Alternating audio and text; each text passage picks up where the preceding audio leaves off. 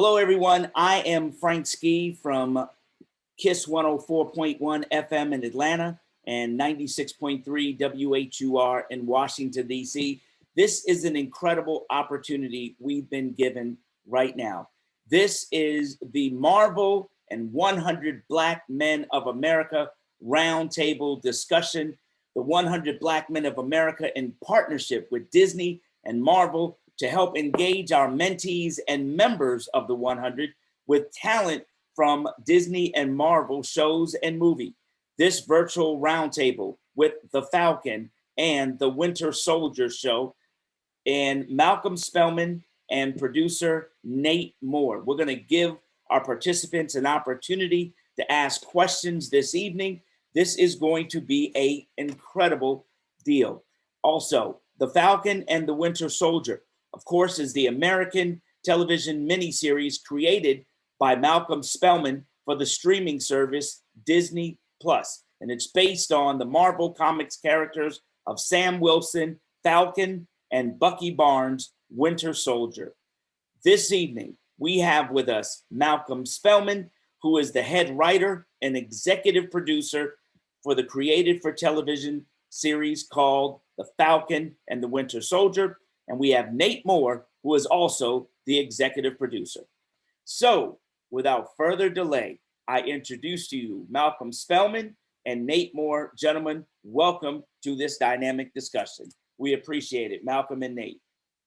Hey, great to be here. Yeah, thanks for having us, Frank. It's good to see everybody. It's good to see you guys too. And Malcolm, let me ask you this. With so much success under your belt, do you ever feel the pressure of like, how am I gonna top what I just did in the next series? Like, how do you go from the things you've done to now making this Marvel Studios, The Falcon and Winter Soldier, such a success? I think the main pressure I felt, honestly, I said this a few times before, is when you walk into Marvel, I really don't feel pressure topping things. I was like, I don't want to be the one that creates the first bomb for Marvel. That was the real pressure, was walking those doors being like, don't fuck it up. I understand 100%. And Nate, let me ask you, I mean, you're there now, you're doing such incredible things. You're coming off the heels, of course, of Black Panther. I mean, when you say that, you're like, how do you make this even more successful? And I know there's a twist and there's a plot in episode 6 where you guys take this thing to the next level. But how is that pressure for you, my friend? Yeah, it's tough. I think everybody who works at Marvel feels the same pressure Malcolm feels, you know? And I will say, neither I nor anybody on Black Panther thought it was going to do anything of what it ended up doing. So you never want to assume success. And this was no different. It was, you know, a show that we felt really confident in with Malcolm's stewardship. But yeah, boy, you just don't want to be the one. You don't want to be the one that drops the ball. It's a bad look. So one more question, and we're going to open up to our panelists. What is it like coming from successes on the big screen and taking something into the streaming world and having success at that? Because this right here, The Falcon and Winter Soldier, could have been a huge 2-part series on the big screen. Yeah, I mean, I'll talk to that. You know, when we first decided to make this a show, part of the reason we did that was because we wanted the extra time to explore the characters and to go home with Sam and to go home with Bucky and to write scenes and to film scenes that in a 2-hour movie would honestly probably end up on the cutting room floor. But we had never done television before or even sort of a miniseries. So we really leaned a ton on Malcolm's experience to figure out how to crack this and how to make it both a show that worked as a television show, but also had a single overarching story. That was something we didn't know until Malcolm showed us how. All right. Well, let's do this. James Duke is in our chat. James, I know you've been trying to get your question in. You've been first, so go right ahead, James. Thank you. Again, my name is James Duke, and I'm with the 100 Black Men of Indianapolis. Thank you for your time. Really appreciate the work that you've been doing with Marvel. Marvel has always dealt with societal issues. And so with me being with the 100 Black Men, I appreciate the hopefully Emory Award winning monologue that Sam had in episode 6. Looking forward, he had a lot to say. How are you looking forward to dealing with more societal issues for African Americans, especially African American heroes in projects? Yeah, I think the best genre television or films deal with real issues, and Marvel is a young company. We've been around 10 years. I know we've had a ton of success, which is fantastic, but we're still learning as we go. And I think we're only now figuring out how to really talk about themes and issues that are real, that are right outside your window in the guise of this really popular entertainment. I don't think it's a trend that goes anywhere. I think one of the things, even in working with Malcolm, that we learned is it really has to be organic to the storytelling. You can't force it. You kind of can't start with an idea and then build the story. You have to build the story that's going to support the idea or the theme. So as we continue to develop, again, movies and shows for Disney Plus, I think it's going to be sort of to our benefit to really lean into issues that affect all of us. Because the truth is, the best fiction is what affects all of us. I think if you have fiction that doesn't have anything to say, that's the kind of stuff that you and I forget as soon as you turn it off. And that we don't want to make forgettable entertainment. We want to make entertainment that both moves you and that you want to go back to. Malcolm, you want to answer that too? Yeah, I agree with Nate. And I think I want to add this. There's sort of a renaissance right now happening in film and television. And it was kind of the final frontier for us, as sort of like, we've always been the leaders in pop culture, and I include music and sports, in pop culture. And we wasn't really represented in film and television. I think a big part of it was because of the price point to get, without getting into all that, this is just beginning.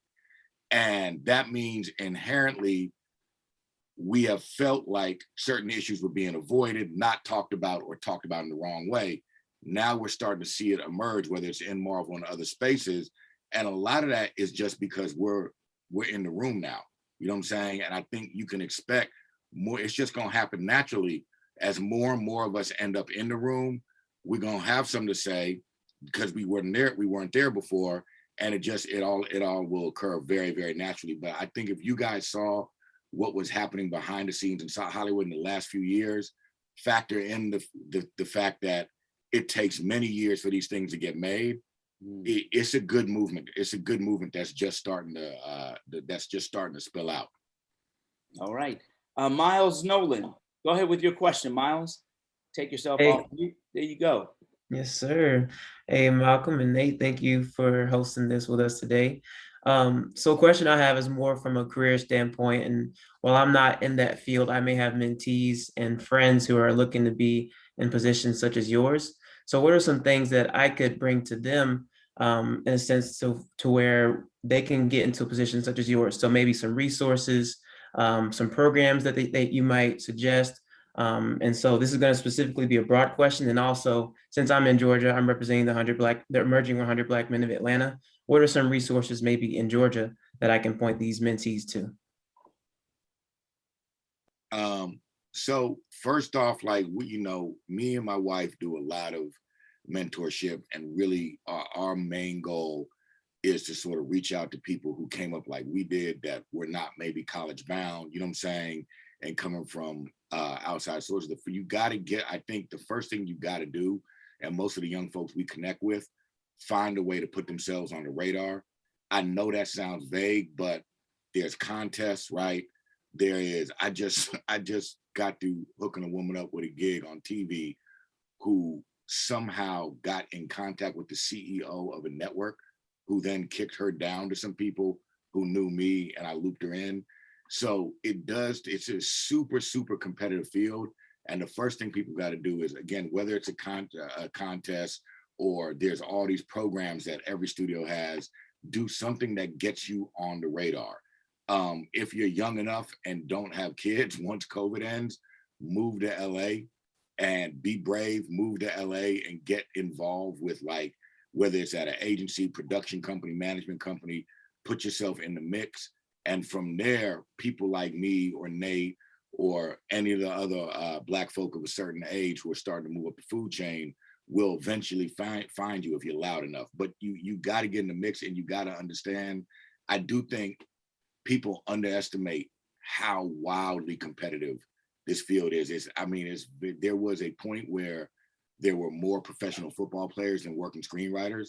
So, you know what I'm saying? Like, and there's way more people trying to be screenwriters. So you start there. So again, look online. There's a ton of things, blacklist programs, contests, or move to LA, but put yourself on the radar. Nice. Let's go right here to Terrell Stafford.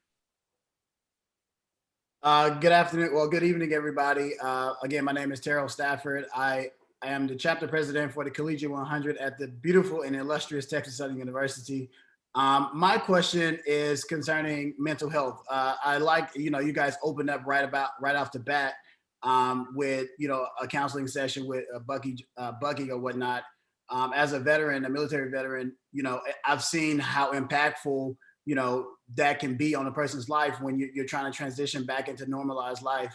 How do you guys intend on continuing that, bringing awareness to mental health and at the risk of overshooting or whatnot, and to where people may not understand exactly what your vision is for mental health?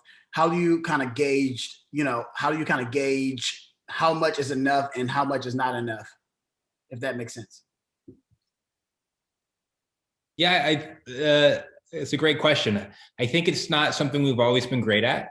I remember I was at a Q&A for Black Panther, and a woman came up to me afterwards and said, "Hey, I struggled with that movie because Killmonger was making bad choices based on a tough childhood, and I had a tough childhood and I didn't make those bad choices. So how come you don't show people who get out of those situations? You only show the villains always seem to have a troubled childhood that has affected them." So it's something I think even comic stories, but even fiction stories have to deal with a bit. I think, in this instance, it was natural to the character to explore the issue of mental health because, boy, if anybody's had a bad go, it's been Bucky. And so that was, again, it wasn't necessarily a soapbox we wanted to stand on, but it was something that felt really true to what he would actually probably try to do if he was actually a real person. The how much is enough, I think, is a sliding scale, in that I don't know that there's a right answer. I think the answer is it's enough to tell the story in a way that feels genuine and it doesn't feel like it's cutting corners. It's probably not so much that it becomes didactic, which I know is not what you're asking, but that's whenever we do anything that wants to be anchored in anything true, that's the line, right? It's enough for it to feel as authentic as it should, because we are telling a story about a person that hopefully people can connect with without being overly cooked to the point where even somebody who's interested in the issue would pull back and say, okay, I get it, you're kind of in the weeds. So it's a bit of a non-answer, but I do think as we move forward and we continue to make stories, again, both on the big screen and the small screen that are real, we have to get better about addressing that stuff in ways that feel authentic. All right, let's go to Charisma McGee. Hi, my name is Charisma McGee. I go to Howard University and I'm representing the Collegiate 100 in the greater Washington, D.C. area. I think my question is simple. With the 100 Black men in Collegiate 100, we work to be heroes in our own community. So I would ask the panelists, what's a hero to you? Malcolm, I'd like to hear your answer. I think you named it. I think the first thing we have to do, particularly our community, is remain dedicated to our immediate circle. And that doesn't mean just your friends. I mean, give a leg up to the people who are right there with you. Dedicate your lives to the immediate circle. If you're someone, I don't have this ability. There are some people born with that personality and reach where maybe they can do more. But I find that almost all my free time is sucked up. Like the cats that I know that I was coming up with who maybe tripped and fell when I didn't, or tripped and fell longer, but I know they're remarkable. Here's a classic example. Hip Hop Uncovered, the executive producer is my boy Jim Bob from Compton, and he was caught up in very serious things back in the day in his life, but I also know Jim is a remarkable man. And it took years for me to help him get that idea into being a documentary. And I definitely could have spent that time doing other stuff, but you know, I'm dedicated to him and I know what happens and I know what he does if he's given those opportunities. So I think, you know, long-winded way to say, for most of us who don't have those big personalities that can reach many, work extra hard on reaching a few that you know can capitalize on an opportunity if you give it to them. And if it doesn't come easy, spend years doing it until it comes. Nice. Let's go to Sammy. Sammy, with your question, Sammy. Oh, Sammy might have logged off. Let's go to Ivy. Hi, everybody. My name is Ivy DeVine, and I am a student at Oglethorpe University, and I'm actually representing the OU Collegiate 100 chapter. My question is, how has being in this pandemic shifted the operation of this industry, and how do you all as the producers adapt? Yeah, it's changed it a lot. I mean, you know, a lot of what we do, it requires collaboration, and that collaboration usually takes place in rooms. You know, and so when you can't be in rooms with people, you have to rely on technology a bit to replicate that process. Things like this Zoom, which has become our second homes. But it also requires, I think, clear communication generally, because you're not having those conversations that lead to side conversations that allow you to tackle multiple issues. Now you're really dependent on your emails being very clear, on your Zooms being very clear, and always having a set of next steps, because you're not getting that sort of water cooler conversation or walking to the next office conversation. It's not a one-to-one. We're not as efficient as what I would argue generally, and both in making the show and other things, you definitely start to feel those gaps. So it's sort of, you end up working more, I would say, is the honest truth, because you forget things and you're just like, it's 10 at night. And I'm going to fire off an email because I know I'm going to forget it. And I know I'm not going to see Malcolm until I get on the Zoom. You end up emailing and texting a lot more. So work has become a bit inescapable. I think when we're on the other side of this completely, there will be a balance where we won't probably be as in person as we were, but we won't be as virtual as we are now. And maybe somewhere in there is sort of a happy medium. Nice. All right. We have another question. This question's from Jarrett Fields. Yes, I want to thank everyone again for this opportunity. I am the president of the Emerging 100 South Metro Atlanta chapter. So my question that I have is, towards the end when Falcon and the senator were conversing, was that intended to be a monologue more than a conversation and a dialogue, or was the whole purpose was to be a monologue to kind of, you know, get the point across? It was, we went back and forth on that a lot because the director doesn't like monologues. I think nobody likes monologues, but we knew something major needed to happen there. And Anthony was really, really involved with, I spent a lot of time on the phone with him doing that thing. And I think where he got comfortable with it, going from monologue, was when we realized, oh, if he has to convince the senator, right, who kind of has global reach, you can have, it allows him as an actor to be able to personalize what he's saying to one person, as opposed to I'm talking to the cameras.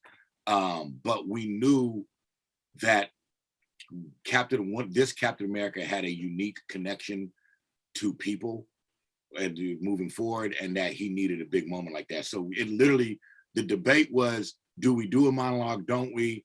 And the conversation as monologue came from us having that debate, from director to producers like Nate to me to the actor Anthony. All right. And Keon Mitchell. Hey, how you doing, guys? First and foremost, it's really great to meet all of you guys here in the session. So again, my name is Keon Mitchell. I'm also a member of the Emerging 100 here in Atlanta, Georgia, an auxiliary of 100 Black Men of America. Miles is actually my classmate. So my question to you guys is, in the world where things are constantly changing, from people's taste buds to their desires to things that they're interested in actually seeing, right? How do you guys bridge that gap, right? What criteria do you guys follow from an executive producer standing to honor that, or I guess in respect to that dynamic as executive producers? Yeah, I think it's an interesting question. I think you get in trouble when you try to chase what you think people want. I think we tend to go with what we want to see and what gets us excited and what feels authentic to us. And us is it's a bigger crew than you think. It's not just me and Malcolm. It's the entire writer's room and the director and the crew and the cast. I mean, making a movie is an incredibly collaborative experience. But if that becomes your sample size and you're making stuff that gets everybody excited, you're usually onto something pretty interesting. It is nearly impossible. And I think a lot of bad movies have been made trying to guess what an audience wants rather than what makes you excited to get up and get up at 4 a.m. and go to set or write on a weekend. Right. You are much better served as a creative person, I think, figuring out what you're passionate about, because there is a chance someone will be as passionate about that thing. But if you're trying to guess, I always think you're on your back foot from the beginning. All right, Maya. Hello, I'm also from the Oglethorpe Collegiate 100 chapter. So my question has to do with the character Isaiah. I think there is like a lot to be said about his character, and just there's a lot more that can be said. So I just wanted to ask, like, what do you guys think the significance behind his character is and what it could be? This might be good for both of us to hit because Nate knows the books better than I do. I read them a while back. I mean, for us, it's going to be interesting. Isaiah first really became important to us because knowing who the character was from the books, we needed somebody that could challenge Sam in a way that would get to the core of his doubts, right? And we knew that Isaiah could do it in a way that was sort of beyond reproach because of what he'd been through and what he embodied. You know what I'm saying? Like it goes beyond Tuskegee. It is really just sort of the overall relationship we have with this system. Before Sam ever met Isaiah, he did not take that shield. You know what I'm saying? So we walks into a room with Isaiah. Now you're looking in a mirror of what's inside of you. And we just knew, everyone felt really strongly that this character was going to be essential and make that feeling of Sam becoming Cap mean something. And because he was able to challenge him in a way, like, I think one thing we were very pointed about is Isaiah's view of the world. At no point do we say he's wrong. And at no point does Sam say he's wrong. You know what I'm saying? Even that speech in the end, he does not cop out and say, see, that old man's bitter or whatever. So I think, Isaiah I'd be here all day talking about going back to the books and what he represents, the relationship he had in the MCU with the system, right? And how he was treated and how he was used. I mean, it's an explicit connection to our collective relationship with this country and with this system right now. And again, for me, just, Nate said something really important earlier, man. You can't jam these people. You can't jam these topics into stories. We knew Sam was going to have a hard time with the shield, and Isaiah was a very, very perfect character to challenge Sam in a way that, if you look through everything Marvel's ever done, who better for this role? You know what I'm saying? And that he connected with so many people, not just Black, just period. I think is just, that's icing. All right. We have a question from Taijay Wilson. Hey guys, this is Taijay Wilson, chapter president of the Collegiate 100 of Southern University. My question to you guys is, how has working in this position that you're currently in now and for Marvel changed you as a person? And also a huge question that I have about pertaining to the movie would be, where has Steve Rogers vanished to? Because I don't think we got any clues to like where he vanished to. He's just like up and vanished. So yeah. All right. Nate, you want to start? Yeah. The Steve Rogers question, I think, is a story for another day, as they say. But just know that even though you don't know yet, I think we have a pretty good idea. How it's changed me as a person, this job. Again, I was a kid who grew up reading comics and watching movies and reading books. And this was before the internet, where you didn't really know how things were made and how it affected people, really, because there's so much just your own experience.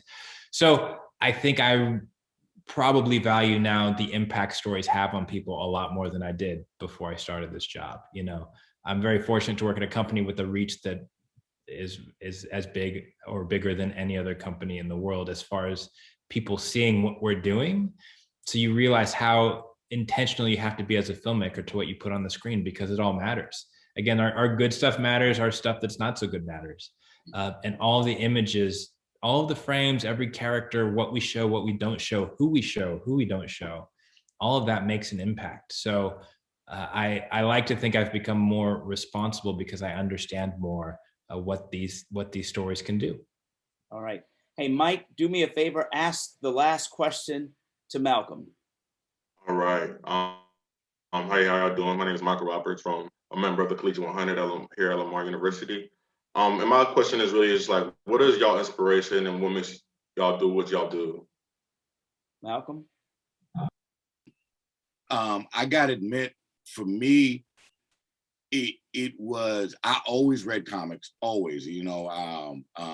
I told a story, very, very true story, about how me and my boys in Berkeley, I grew up in Berkeley, right on the border of Oakland, and Berkeley was a comic book store, and we used to, you know, steal, stacks and stacks of comics growing up, and we were obsessed with them.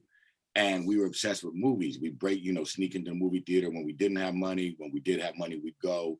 Some of y'all, most of y'all are probably too young to know about this, but there was a phenomenon back in the day, these $1.50 movie theaters where you go see 3 movies, you know what I'm saying, 2 Kung Fu movies and a late release movie. So I was always obsessed with movies, comics, stories like this. I gotta admit, when you talk about inspiration, in a million years, I never thought I'd be working in this industry. Like, I like the idea of being a writer.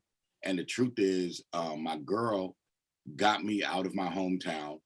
And when you come to LA, whatever little dreams you have of being, because I didn't know what a writer was, you know, in film and television, but I knew I liked them and I knew I wanted to be a writer, even if I wasn't really doing it.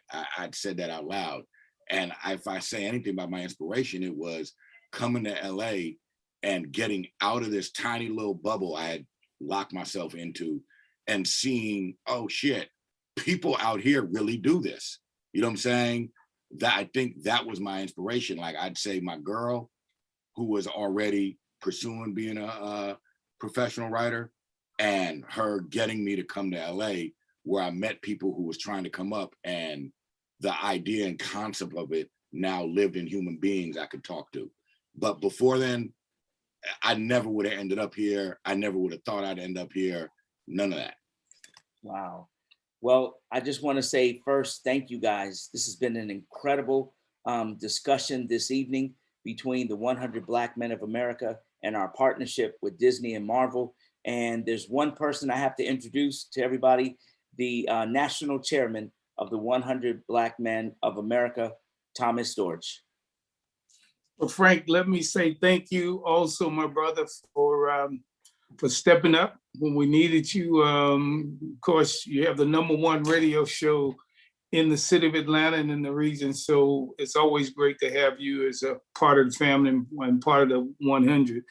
Malcolm and Nate, this was phenomenal, just hearing, and it's great for our young people to have an opportunity to have a dialogue with you, and we hope that we will continue these kinds of opportunities. We have some of the most phenomenal young people who are part of the 100 Black Men of America, and you heard from our emerging 100 and some of our collegiate 100 members, and they're making a difference, and I expect to see many of them in the industry, and I hope we have a chance for them to connect with you so that they can continue to move. We want to thank Disney, of course, and Marvel Studios, and we hope that the beginning of this partnership is something that's going to last for a long time.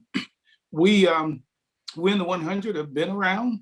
Our first chapter was 1963 in New York, and in '86 we formed our national chapter, and in 1997 we went international. We now have over 103 chapters in Europe and the Caribbean islands, and we're going back to Africa. But for us, our whole approach and our theme is what they see is what they'll be.